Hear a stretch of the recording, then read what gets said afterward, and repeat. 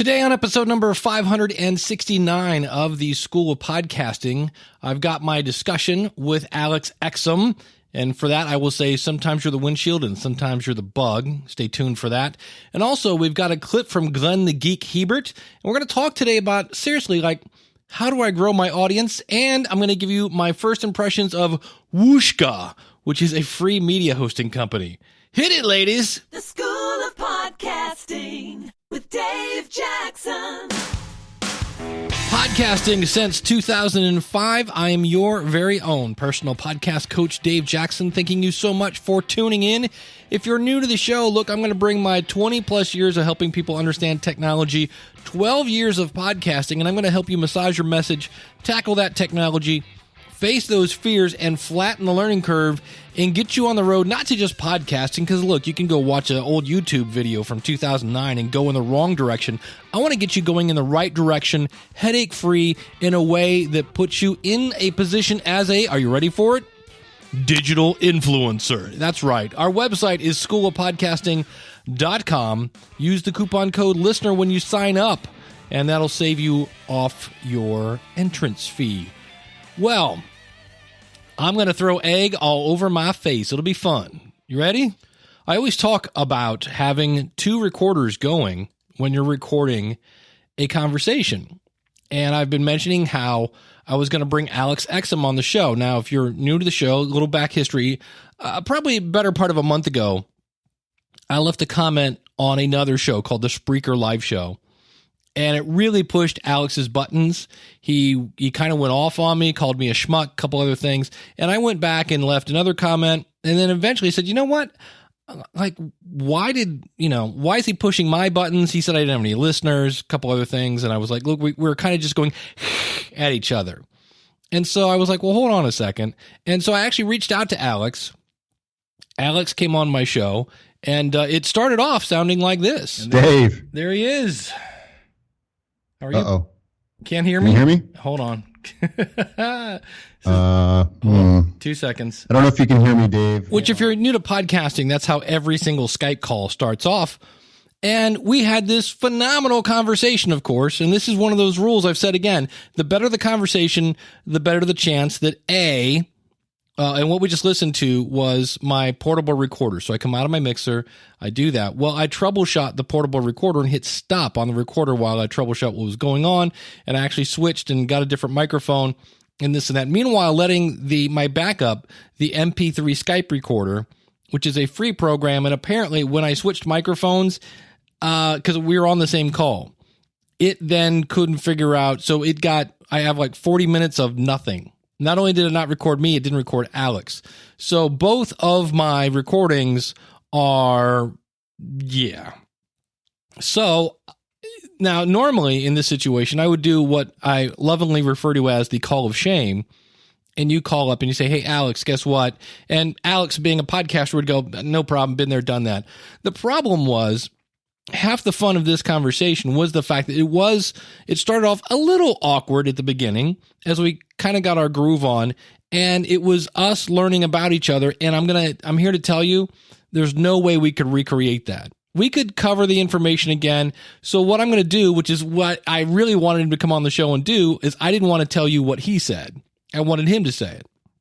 So basically, here's the thing. I found out that, the other thing is I did press record on my portable recorder. What I didn't see when I pressed record is it telling me that my SD card was full. So my A team was good to go, but that last little snippet that I recorded, and there was a little more to that as well, was also taking up the very last of my SD card. And it's like 32 gigs. And just shame on me for not emptying that once in a while. That should just be something I do when I'm done with an episode and I'm uploading it to my media host. I should just go in and, delete those files and store them wherever I'm going to store them and move on with a clean SD card for the rest of the week. So here's what I found out is, because I was basically looking at him, and this goes to a habit. And this is from the book, The 7 Habits of Highly Effective People. And this really works in not just podcasting, but in everyday life. And that is, number one, understand before being understood. And so basically what I was doing is saying, like, how did I step on your toes? Not you got to be careful here not to go, well, how did that hurt you? We're not questioning the fact, like, why did it hurt? We know that it pushed a button. The question is, what did I do? And it turns out that in my comment, there were a couple places where I used all caps to make a point. That pushed a button. Oh, and I went back and looked at it and went, okay, I see that. The other thing that Alex mentioned is he's used to dealing with comments from YouTube. And he mentioned, and this is the part that I'm really sad isn't here, but he mentioned that commenters on YouTube and commenters on a podcast are kind of night and day. It's kind of like the difference between NFL people, which are somewhat aggressive, versus soccer hooligans, which will kill you. Right? So, so they're much crueler, and they actually get things, it gets a little personal, I guess, at times. They'll start, saying things about your mom or whatever. It's nasty on the YouTube side. And then he also mentioned that this was really one of the first times he'd been challenged on the podcast side. He gets challenged all the time on the YouTube side, but this was the first time. And so he kind of went into like YouTube mode. And so he did apologize for calling me a schmuck. And I told him, look, dude, it's, you could have called me a whole lot worse. And I explained to him that when he made a joke about me not having any listeners because he looked at my stats on Spreaker. Well, I don't use Spreaker. And he was like, yeah, we basically, we put our swords back on our sleeves, and everything was cool. And here's the thing I want to point out. Had I just said, oh, that guy's a jerk, what an idiot, look at him, blah, blah, blah. And if he was saying, oh, who's that guy think he is, the god of podcasting, blah, blah, blah. We already have one thing in common. We both podcast. So you already have something in common. So even if we completely disagreed on something, see if there's something you can kind of come together on. And we had a really cool conversation after I stopped the recorder, or in this case, I stopped the recorder. And I remember when I did that, I saw my SD card was full, and I was like, oh, cool. My backup Skype recorder was recording, but not realizing that because I changed my microphone mid-call, that messed things up. And we found out that this was right after Chris Cornell, the guy from Soundgarden, had died. And we were both big fans of his. And then the other thing is, Alex kind of does at times, he'll kind of cover things that are somewhat, what's the word? Conspiracy theory-ish kind of things. He talks about Martians and things like that on occasion. He talks about things that, again, kind of push people's buttons at times. And we both agreed that we're kind of both scratching our head on why World Trade Center number 7 went down. So we did have some things in common, and I'm actually looking forward to meeting Alex at Podcast Movement.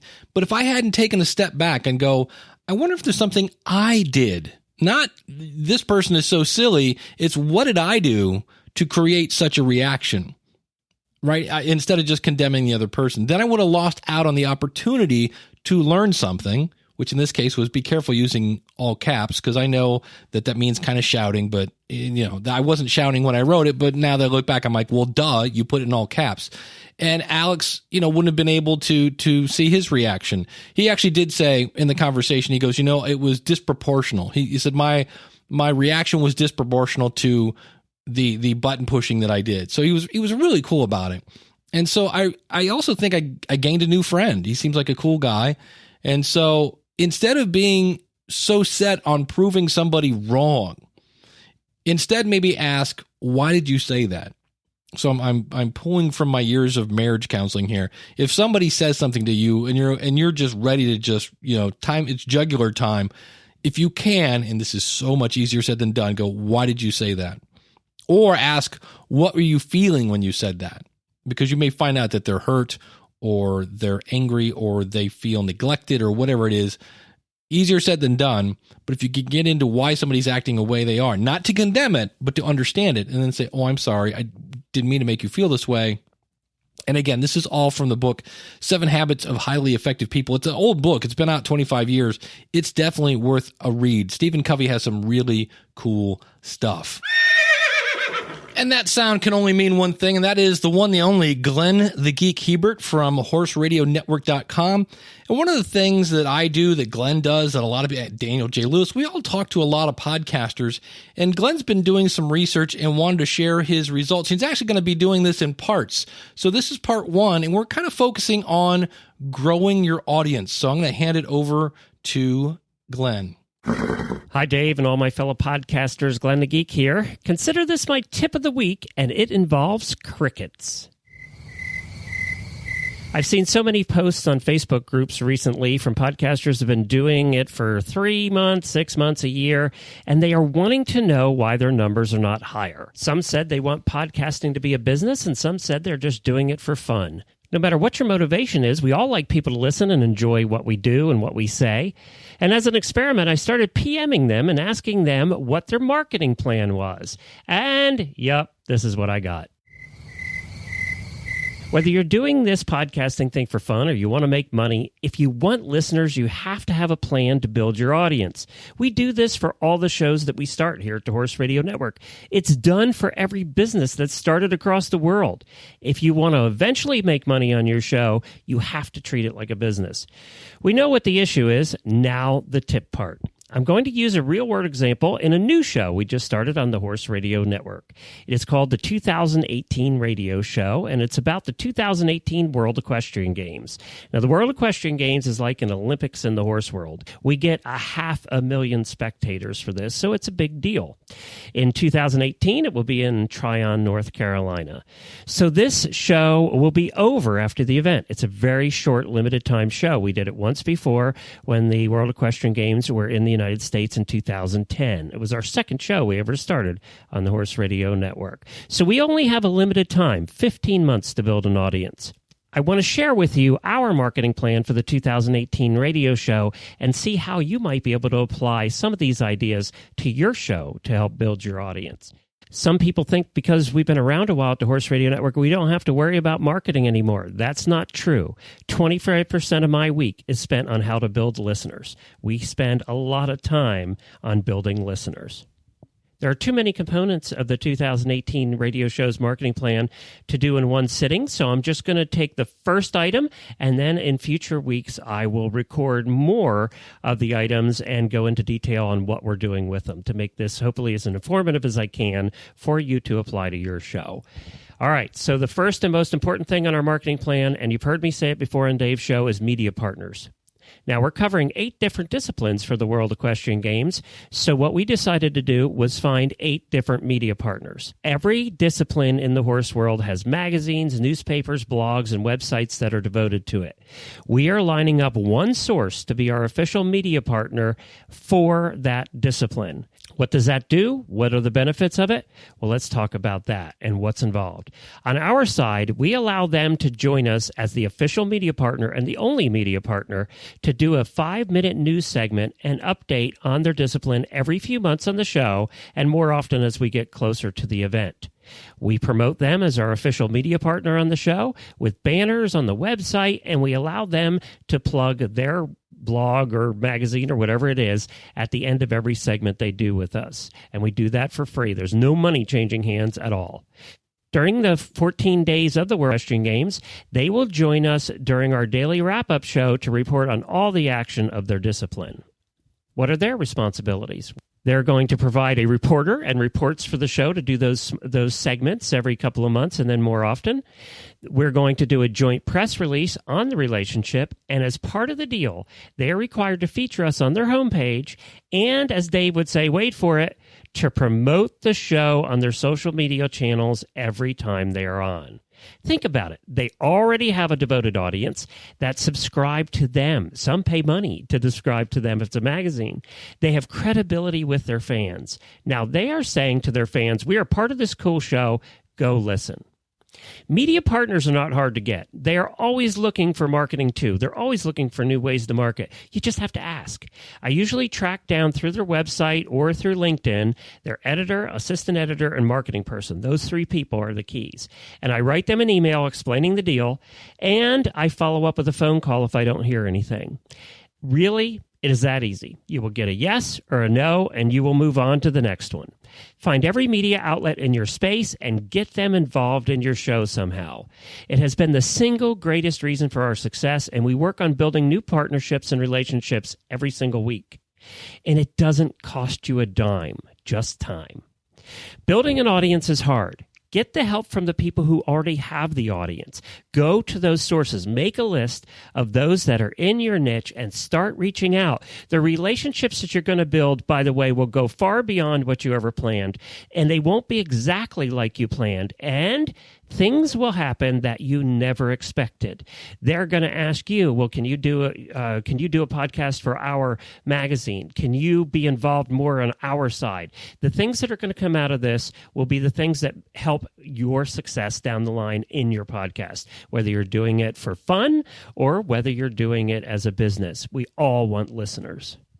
Building an audience is hard. Get the help from the people that already have the audience. Remember that. Next time, I will share the second item on our list for marketing the 2018 radio show. Hope this has been helpful. There he goes, Glenn and Scooter. Find him at horseradionetwork.com. And remember, it's the editor, the assistant editor, and the marketing person. In case you missed it, it's time for a podcast rewind. Round number 94 of the Podcasters Roundtable kind of ties in with what we're talking about today, which is how do you find your audience? And Hilda joined myself, Daniel J. Lewis from the Audacity to Podcast, and Ray Ortega from the Podcaster Studio, and listened to just a little bit of Hilda's story, ties in with what Glenn was talking about. Did you just produce the podcast, put it out there, and hope people would show up? Or are you working with, who you're working with? Were they reaching out for you?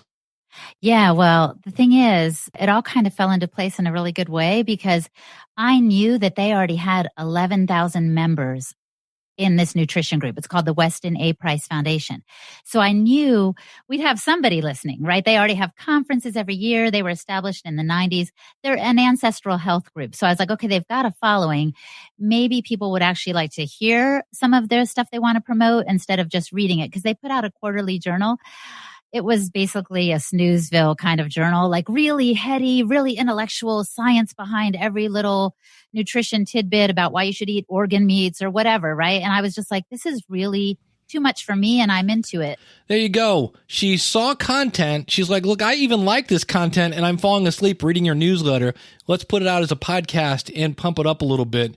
Very cool. Check that out, podcastersroundtable.com. One other clip I want to play here. It does make me throw up in my mouth just a little bit when I hear somebody really, really, really focus on if I can just get new and noteworthy. And I keep saying it doesn't do much for you. And this is from my buddy Colin Gray over at the podcast host. The podcast is called Podcraft. And here's what they were doing when they were talking about new and noteworthy. We've had quite a lot of shows in New and Noteworthy over the years. Yeah. And really, I don't know about you, but I've seen very little growth in numbers when we've been in there. Yeah, totally. That is like the coolest accent I've seen. Very little. That was awesome. Check it out again. The show's called Podcraft. Colin Gray, Dr. Colin Gray, very cool guy on the other side of the pond teaching people how to podcast. So again, for more information, if you've been drinking the Kool-Aid that all I have to do is get into New and Noteworthy, go to newandnoteworthy.info. Maybe it's because we are kind of a microwave society that we just want success in 2 minutes or less.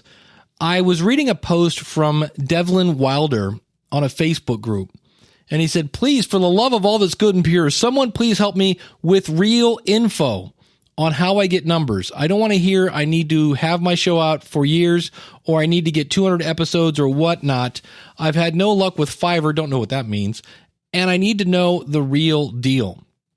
Now, when I see somebody say this is kind of like saying, look, I want to make a baby. I want a baby. I want a baby right now. I don't want to hear anything about ovaries or sperm. I don't want to hear anything about having to wait 9 months, but I need a baby right now. There just aren't any shortcuts. There just aren't.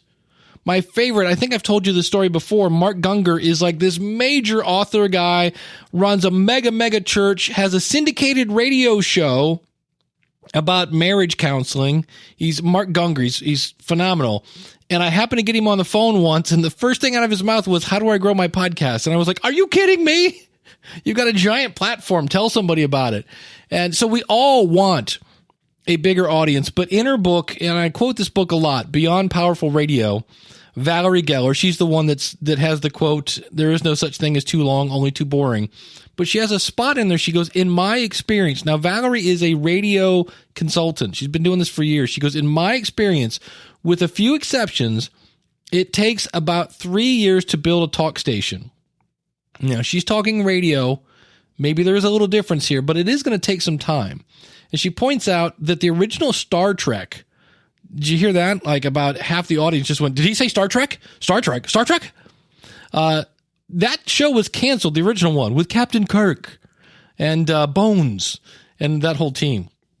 That was canceled after the first 3 seasons, and it was reruns where the audience found that show. I was tortured every Saturday night. My father and my sister would make me watch Star Trek followed by Hee Haw. And to this day, I'm not a huge Star Trek fan because I was forced to watch it. I know, I'm sorry, I've just offended half my audience, but oofa, if I have to see the Tribbles one once again, I'm done. Another one, Jerry Seinfeld has a framed memo stating that his show, Seinfeld, it's rerun about 4,000 times a day now. His show has a poor supporting cast, and most people who saw the test pilot would not watch it again. Gary Vaynerchuk, that guy, the Crush It guy and Wine Library and all that stuff. He said nobody was watching his Wine Library show for the first 19 months. There's a Rand Fishkin. He talks about his wife, Geraldine. Now, Geraldine does a travel blog. So this is, again, it's a blog, not a podcast, but it's the same theory. And her blog is called Everywhereist. And for 2 years, she never broke 100 visitors a day. Now, 5 years later, she has 100,000 visitors a month. It's a really cool, I'll put a link out in the show notes to that, but it just shows if you just keep at it, the easiest way to kill your audience is to quit. And I think some of us, we try something for a month, we don't get 1,000 downloads, and we go, oh, I need to pivot. And then we change the name and we change the marketing, and then we go another, 3 weeks, and that's not working. We change it again. It takes a little while for a tomato to grow. There's just nothing you can do about that. For me, in my opinion, I think success comes from feedback and the ability, again, to look at yourself and go, how can I improve this? This is why I always wonder, you'll hear people that will start a podcast and they will literally record 52 episodes and launch them, schedule them out for a year. And I'm thinking, what if on episode number 6, you find out that your audience hates something? You've just got 46 other episodes of something that your audience hates. Now, growing up, I had a basketball hoop in my backyard. And every time I shot a basket and it bounced off the rim and came back to me, that was feedback. And based on that, I knew I needed to shoot a little higher, maybe a little harder, whatever the deal was. And back in the day, I used to watch Kareem Abdul-Jabbar. He played for the Los Angeles Lakers. And the guy was like, 10 feet 6, something, I don't know. He was huge. And he had this sky hook. And it was just literally unblockable because his body was between you and the ball. And he would just do this thing in kind of a curved motion and shoot it over his head. And it just went in. You just couldn't block it. The guy was unstoppable. I recently watched a documentary on him on HBO. It was amazing. I forgot how good that guy was. And so out in the backyard, I would practice my skyhook over and over and over to the point where eventually I could shoot it with my eyes shut. That did not happen overnight. It took a lot of time. It took a lot of practice, and it took a lot of me chasing the ball into the yard because it bounced off whatever. It just takes time sometimes. And now I'm going to say something controversial. I know, probably shouldn't say this, but I'm going to say it. You ready? If you want to quit your job in 6 weeks, do not start a podcast. I would just not recommend not even starting it. This is like so you're like, you know what? I hate my job. I'm going to start a podcast, and by 6 weeks, I'm going to replace my income. Don't even start. Just don't know. This is like someone, wanting to lose 40 pounds in 6 weeks. You find out that your high school reunion is coming up and you're like, oh man. And you're like, I got to lose 40 pounds in 6 weeks. And you kind of start to think that's doable. You're like, okay, if I do the math, it's 6, carry the 1. Okay. Yeah. Well, you soon learn that 6 weeks is really not that long and 40 pounds is a lot more than you thought it was. And so if your job is, I'm going to quit my job because I hate it. I'm going to escape the 9 to 5. I'm going to break out of this cubicle and I'm going to crush it. And I'm going to, no, it ain't going to happen in 6 weeks. Now, there are always exceptions to the rule, but I'm just here to say, I guess that's what we're talking about today is realistic expectations. And here's the things. There are so many factors to play into this. So if you go, well, Dave, how long does it take you to grow your audience? The answer is there is no answer. There are so many factors that it's almost like golf or bowling. There are so many things that affect your swing and the way you roll the ball and things like that. There's so many factors into this. Are you working full time? What market are you in? How crowded is it? If you're doing an interview show where you interview small business people, better known as entrepreneurs, that's a pretty crowded field right now. Does that mean you shouldn't start a podcast there? No, but just know what you're getting into. How unique are you? What's your website look like? When Devlin, I went over and looked at his website and I was like, wow, your website's a mess. It just was. It wasn't easy. It was easy to play a show, but he had like no show notes. So Google's not going to find it. There was no buttons to share it. There's just a bunch of things. And this person was saying in the Facebook group that my podcast is so great because I have really big names. And so, there is no answer to how long does it take. It takes as long, we just heard Glenn the Geek. He spends 25% of his time trying to find listeners. I wish I could do that. I spend a lot of my time gathering information, creating the show, but once it's up, I got a couple of tweets and I'm out, and the rest of the time I'm just in Facebook groups answering questions and on Quora and a couple other places and going to events. We'll talk about that here in a second. Keep in mind that one of Glenn's favorite sayings is it's not who you know, it's who knows you. And this is the thing that takes a little bit of time, but it does pay off. And so for me, Podcast Movement is coming up in August. Use the coupon code SOP10 to get 10% off. DC Podfest is coming up in November. I'm going to be at Podcast Movement. I plan on being at DC Podfest. Do these cost a lot of money? Look, just the travel alone can be expensive. And this is all based on your budget. That's why this is another one where there is no one size fits all. The key is, what is your budget? And if you don't have a budget, look, don't be stupid. Don't go. I'll sell grandma to the gypsies so I can go to Podcast Movement. That's not a good move, and grandma's going to be upset. What I'm doing right now is I'm saving money for social media marketing world. I've never been to that. It's really expensive, and everybody I know that goes says it's worth it, but I've never had the money for it. So I'm putting money away. So it will, you guessed it, be in my budget. But if you have a family, if you got a spouse and kids, look, I'm not saying, sell the car and go to whatever. But here's the thing. Because I have some people say maybe it's not worth going to an event. And it's not if it means taking money out of your children's mouths. That's silly. But I have a podcast group for people in Northeast Ohio. If you go to neohiopodcasters.com, I rarely get more than 5 people in attendance at our meetings. But one of those is Matt from theauthorinside.you.com, and he helped me get on a local TV show. So these are things I've done at events. I met Gary Leland, Paul Collican, and Rob Walsh at one of the really earlies in Ontario, California. I call it the New Media Expo. Back then, it was probably the Portable Media New. They changed the name about every 6 weeks on that thing. But Rob was the person I called. So I met him like 12 years ago. And Rob was the one I called when I was looking for a job in the podcasting industry.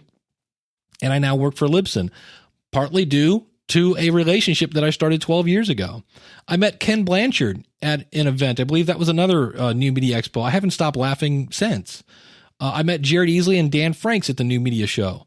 By the way, the New Media Show is now defunct. Later, those two guys, along with Gary and Mitch, started Podcast Movement, and I'm very blessed to say I've spoken at every single one in one capacity or another. I met Eric K. Johnson. I kind of met him online, but we firmed things up, and he's now the co-host of the Podcast Review Show. And if you want an honest, in-depth, like super in-depth look at your podcast, holy cow, go over to podcastreviewshow.com. It's like getting the price of 2 podcast consultants for chump change. Wow. Plus exposure, podcastreviewshow.com. I met Mike Russell from Music Radio Creative. I wouldn't have known about Music Radio Creative, and I recommend them because I knew Mike. And how did I get to know him? I went to an event. Here's a good one. Glenn the Geek was just on the show. I met him at Podcast Movement. Glenn got me involved with a guy named Chris Kermitsos, who produces Podfest in Florida in February. That led to me, so I got to meet Chris and Katie and that whole, there's a lot of really cool people in Florida. And that led to me helping with the Messengers podcast about their documentary, The Messengers. Check it out, themessengersdoc.com. That then led to me being a closing keynote at Podfest this year. That was one person, one contact. So again, it's not, who you know, it's who knows you. And so from just one, thing of Glenn the Geek, that led to more and more things. And that's, and then by knowing Jared Easley, I got introduced to Danny Pena. It goes on and on and on. I met last year at DC Podfest, I met Matthew from Pod to Pod. He's a really cool guy. Now, many of those, but not all of them, I paid for the travel at least. Many of those, because I was speaking, I didn't have to pay for the ticket. So let's be brutally honest there. I'm not paying the whole thing. But when I wasn't speaking, I still went to the New Media Expo in New York City. Cha-ching. That was a big chunk of change, but I still went. And when I was a musician, I once drove. Now I look back at this and go, how stupid was this? But then again, I was probably 20 at the time. When I was a musician, I once drove 4 hours because I thought Cincinnati was only 2 hours away in Ohio. I later found out, no, Columbus is 2 hours away. Cincinnati is 4. But I got off work around 8. I drove to Cincinnati, so I get there about midnight to hang out. They had this whole big thing for independent musicians.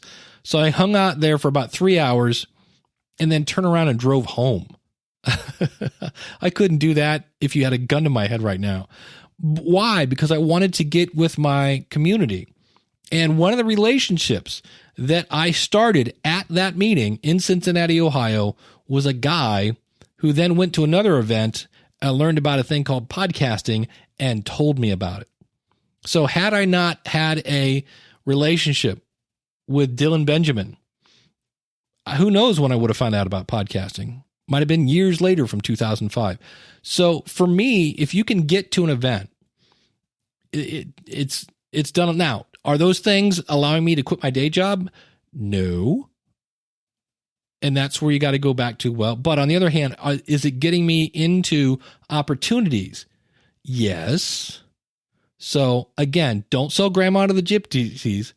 And the other thing is, it's nice to go to an event where, again, everybody has something in common. We're all behind a microphone trying to inspire our listeners in one way or another, trying to make them laugh, cry, think, groan, whatever. And it's nice not to have to explain what the heck a podcast is to somebody. Although we do find brand new people at those, and I'm happy to explain that to them. So again, just to wrap this up, how do you grow your audience? How long does it take?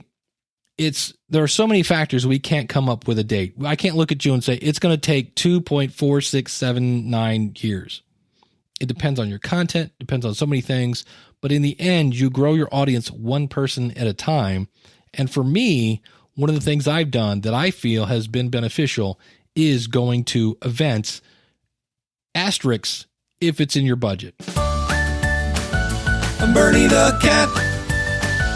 I'm Bernie the Cat. Alrighty. Yes, that is the new theme song to a new show that's joining the Power of Podcasting Network. And that is, of course, Bernie the Cat. Now, why did I give my cat a podcast? Well, I'm trying a new media host. Now, for all those that are new to the show, I just mentioned I work for Libsyn. That's LIBSYN.com. It's a podcast media host. You can get a free month there by using the coupon code SOPFREE. And for all of you that have done that, thank you. I actually just got my latest affiliate check, and it was not too shabby.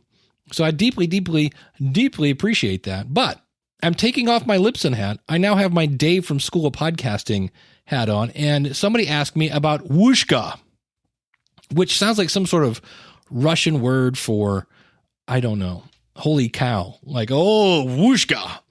So I have some criteria. This goes back to my days of being a teacher, when you have to go, here's how you get an A, here's how you get a B.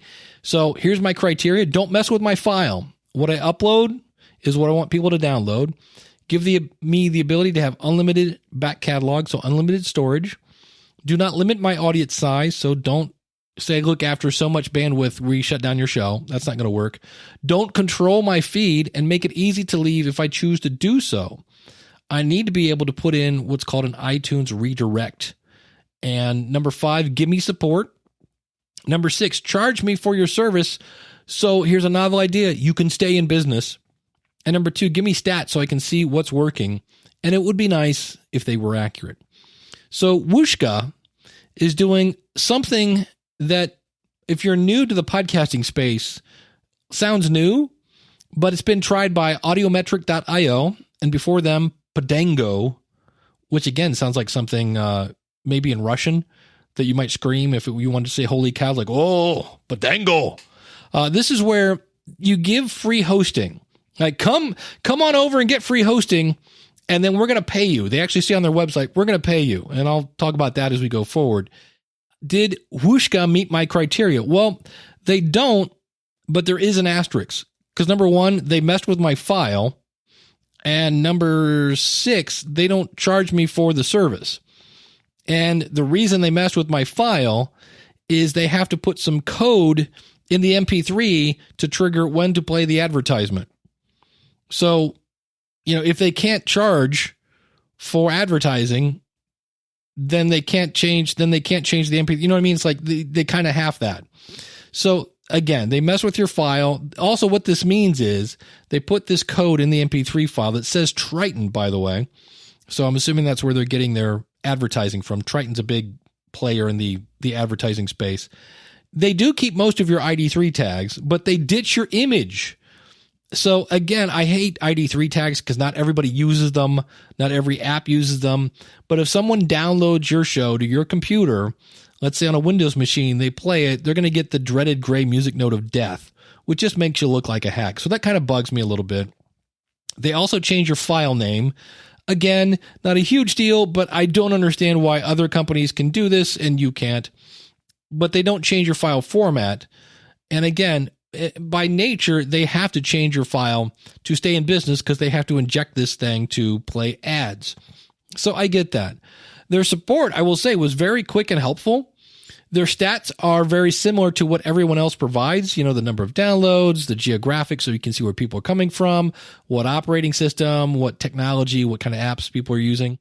And there's a new stat that keeps popping up. I know Omni Studio, I know Awesound, and they'll say they offer how long someone has listened. And unless they've cracked some sort of new code, in the same way that tracking subscribers is kind of a wasted stat because there's no way to get an actual accurate version of how many people are subscribed to your show, hey, I'm going to show you how long people have listened is kind of a wasted stat. The only way you can get that information is by controlling 100% of the playback. And the last I've heard, over 80% of podcasts are listened on a mobile device. So I'm going to date myself, man, probably back in the 70s. There was I think it was the Chrysler Cordoba and Ricardo Montalban, which was the dude from Fantasy Island. We'll talk about how it has Corinthian leather. Sounds good, right? Google Corinthian leather. There is no such thing.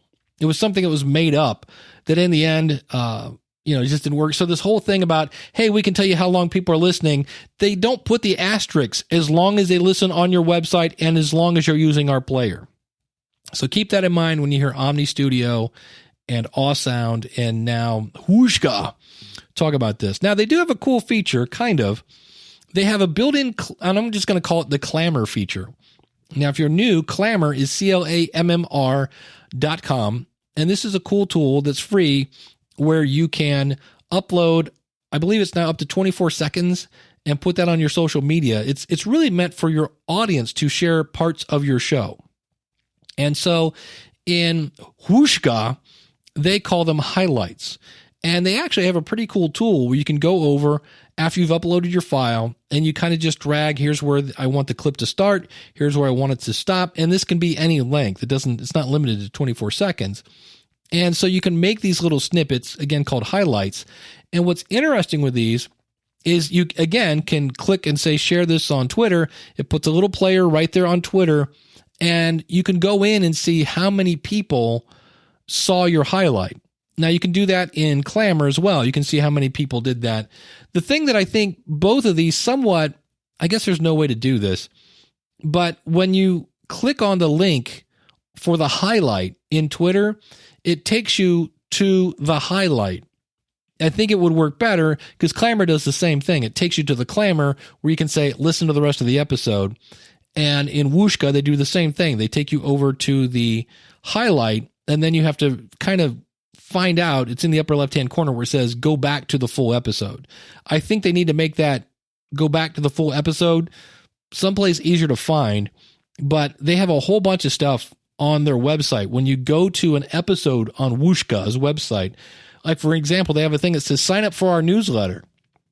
And if you're sending somebody to your episode, and it says sign up for our newsletter, for me, I was like, oh, is this somehow going to tie into my MailChimp or Constant Contact or something like that? No, it's Whooshka's email list. So that I was kind of like, oh, okay. Which, again, they're trying to grow their list too to tell people to sign up for Whooshka. But I was kind of like, that's a little confusing, a little bit. Now, they do say you're going to get paid. Sign up and get paid. And again, when I looked at my MP3 file after I uploaded it, it has the word Triton in it. And from what I've seen so far, and I believe Triton is the company that's also feeding Spreaker. And now, again, I'm not using Spreaker as my primary media host, but like last month I made 12 cents. And I'm getting somewhere between 1 and 2 cents per download. So if I took my weekly WebTools show, which gets about 300 downloads an episode, that's 300 times 4, because 4 in a month, that would be 1,200 downloads. I would get basically $12 at 1 cent a download. And I know you might be thinking, well, that might almost pay for my hosting. Your show, in my opinion, that's all this is worth more than 1 or 2 cents per download. But that's just me. To me, if you have a niche audience, you're way worth it. And I hate to see people gonna go for the bottom feeding. They're like, well, it's better than a poke in the eye. But nonetheless, that's just my opinion again. You might be saying, Dave, I'll take that $12. But that's lucky enough if you have advertisers. When I inquired about, like, what is your CPA? Now, CPA stands for cost per acquisition. And I think what I meant was CPM. And they said, we don't have any information on that for ads. We generally only work, this is from an email I had with them, we generally only work with our larger podcasters or media companies for ad injection. So they're only working with the larger people. Now, the last time I checked, only 10% of people, according to Rob Walsh from Libsyn, get 10,000 downloads or more per episode. And when I wanted to know how many downloads you needed to get to have a sponsor, they said generally, you guessed it, about 10,000 per month. So that could be, again, depending on how many episodes you have per month. If you do, 10,000 episodes in a month, you only need 1 download. I know that makes no sense, but you get the point. They say some of our current partners for monetizing includes News Corp, Fox Sports, Sky News, Bauer, and a few large Australian sporting organizations. So I tend to think that they're from Australia. So I was kind of happy to see that they did have some advertisers, because so many places are firing up these places. Come list your show and you can get an advertiser. The problem is there's no advertisers. So I was kind of glad to see they actually had somebody, because otherwise, start the clock, these guys are going out of business sometime soon. And so when I pointed out to them that, hey, you might want to Google Podango, you might want to Google Audiometric, they said, we support the podcast ecosystem with free hosting while making ad revenue from the top 5%. At the end of the day, the cost of hosting a podcast with small downloads is negligible, which makes sense. If you're only getting 20 downloads an episode, that's not a huge bandwidth bill. They say, we hope that some of the smaller podcasters turn out to be the next Ira Glass or Alex Bloomberg. So that's what they're banking on. And in terms of getting paid, if you want to add ads to your podcast, it's super easy to do. You basically click on a player, and wherever you want to put advertising in, you just click this button that says insert ad something, whatever the little button says. And that means that when somebody's playing, it will switch over, grab the ad, play the ad, and then return back to your MP3 and pick up right where you left up from. What was interesting is when I did that, the default was 3 advertisers. Like if I say, put an ad right here, bam, there'd be 3 ads. And I'm like, okay. And there's not much on the website to explain who the ads are. I'm assuming it's Blue Apron, Geico, Casper Mattress, who knows, probably Home Depot, things like that. I believe you're going to be contacted when you reach a certain milestone for advertisers, as there's nothing in their dashboard, at least that I can find, and nothing in their help section about getting paid. So I didn't see anything like click here to put in your PayPal address or click here to put in your direct deposit. I just didn't see anything in their dashboard. I didn't see anything in their help section. Their help section was pretty good for getting up and going. So it's I've reviewed 2 different free hosting accounts. One was Pinecast, and now I've played with Whooshka. And call me weird, but building a podcast on a host that doesn't charge, again, this is just my opinion, is risky business. But again, that is based on my history. I watched Podango go out of business about a week before Christmas and say, hey, guess what? Get your stuff off our stuff or you're losing it. And then Audiometric they stopped offering their service because they got purchased by a big, I forget which network bought them. But nonetheless, you went out of business. Now, they did not shut down. If you were on Audiometric, you still can use them. But nonetheless, they went away. But if you're the person and you have zero budget, because the one thing I did check, they do redirects. So if later you start off and you go, ooh, their player's a little bland, I'd rather be using this or that, or for whatever reason you want to leave, you can go in without contacting support, which is nice. Kudos to them, thumbs up, and put in the redirect and redirect it to another host. So with that, I would recommend Whooshka over another free service, Pinecast, if you're looking for a free service with all the trimmings. So what I mean by that is Pinecast.com, if you're going completely free, is they limit how many episodes you can have in your feed. They limit some of the stats because they're motivating you to use their paid service. That makes sense. And so if somebody asked me, so right now I'd say, hey, if you want the most features for free, go check out Whooshka. Now, if you want to see who's around in 5 years, and again, this is just my opinion, I would probably put Pinecast, because Whooshka, they're hoping that people with 10,000 downloads per episode take their advertising and or don't leave for another host. So that's where I was like, because if somebody gets really, really popular, what do they need you for at that point? They've done the hard work.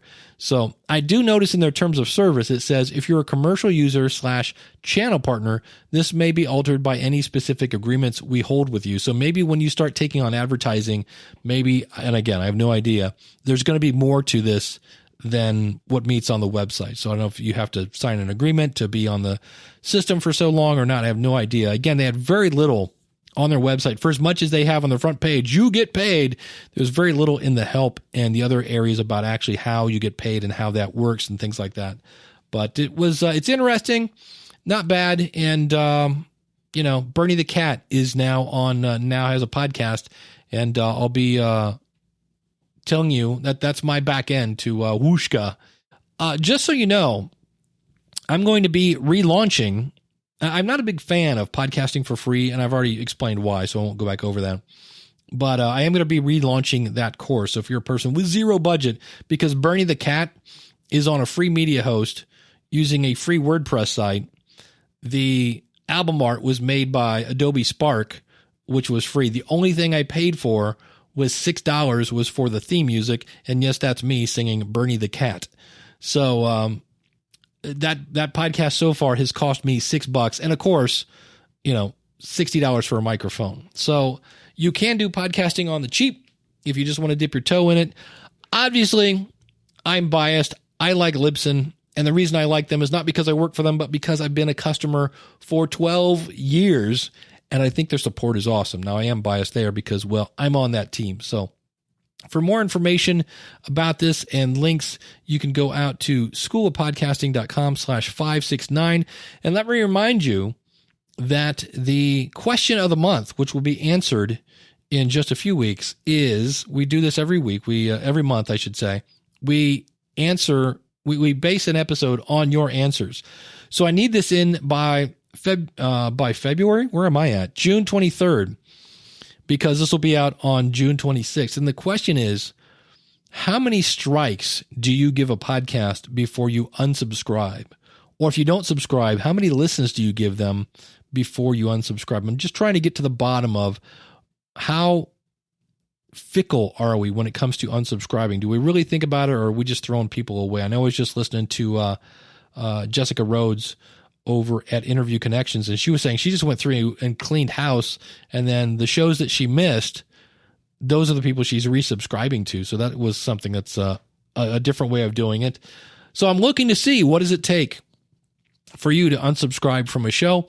If you go over to schoolofpodcasting.com/contact, and there are multiple ways you can do that. I would prefer you just record something and, upload it, email it to Dave at schoolofpodcasting.com, put in the subject line 572.